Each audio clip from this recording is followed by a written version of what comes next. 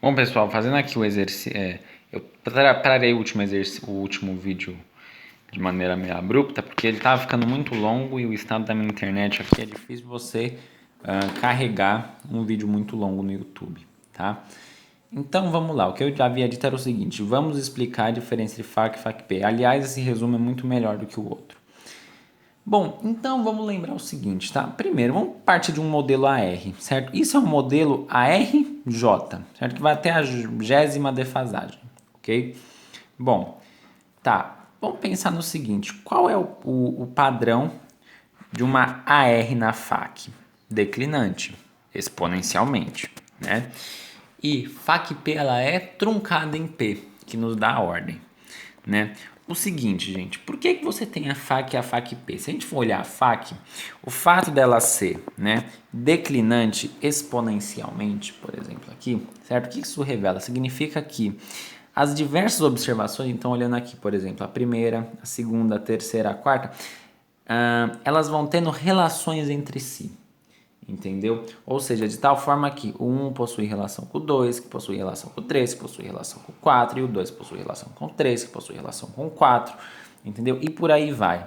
Ou seja, existe uma correlação implícita, certo? Entre as diversas observações. É como se as observações guardassem relações umas com as outras, entendeu? Ou seja, a FAQ-P ela surge justamente para isso. Tanto é que se a gente for ver na FAQ-P, esse decaimento exponencial não existe mais. Ou seja, eu vou buscar o quê? Eu filtro as correlações implícitas. Por exemplo, eu gostaria, por exemplo, de apenas uma relação entre YT e YT menos 1, entendeu? Vamos supor, num AR2, certo? Eu gostaria de analisar a relação entre YT e YT menos 1. Só que isso não me fornece uma análise muito precisa, por quê? Porque na FAQ, o que acontece? O YT tem relação com o YT menos 1, e tem relação com o YT menos 2, e tem relação com o YT menos J, entendeu? Ou seja, as observações elas possuem relações entre si, ou seja, elas possuem correlações implícitas, de tal forma que se eu for analisar a relação de uma observação com outra, essa relação não é pura. Por quê? Porque ela guarda o efeito, ela guarda uma relação com outras observações. Ok?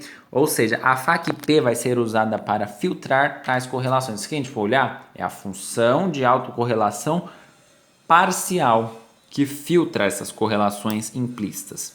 Entendeu? Então, partindo de um ARJ, certo?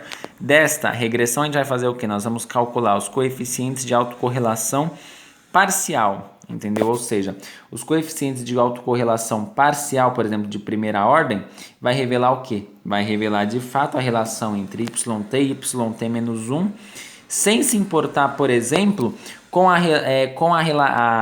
relação de YT com YT menos 2. Aqui eu só estou olhando para a relação de YT e YT menos 1. Entendeu? E se a gente for calcular o coeficiente de segunda ordem, ou seja, estendendo até a segunda defasagem, aqui eu vou ter o coeficiente de autocorrelação parcial 1 e 2.